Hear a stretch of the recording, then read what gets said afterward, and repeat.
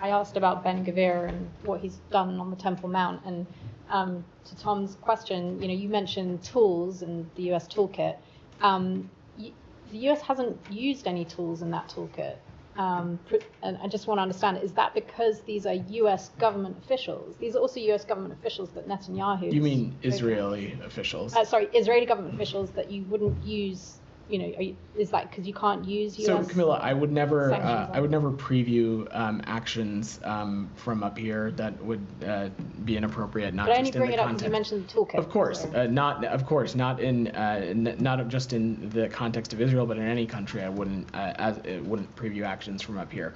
Look, when it comes to there are across the world, when it comes to governments that we engage with, whether they be partners, allies, or countries that we have adversarial relationships with, there are colorful characters in any government. What the United States is focused on is the policy and the policy decisions that they pursue and the United States pursue, and particularly when it comes to attempting to subjugate or change the status quo at Temple Mount, Haram al-Sharif, we would take issue with that, and expansions of a settlement program, we would take issue with that. We find both of these things to be a detraction of Israel's security and fuel more insecurity and instability in the region.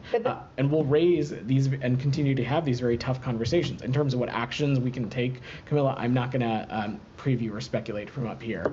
Okay, but it's fair to say that there haven't been any actions taken other than condemning it verbally. When it comes to officials within the government, sure, that can be a fair assessment to take. But you have seen us, particularly when it comes to actors in the West Bank, we have found to be sowing division, sowing instability, sowing insecurity. We have taken action, and we've spoken about that a number of times from up here. I will just remark that the reason that these actions are being taken by settlers in the West Bank is because they do get a green light from said government officials to be able to behave like that.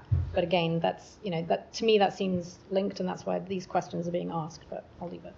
Great. Alex, go ahead.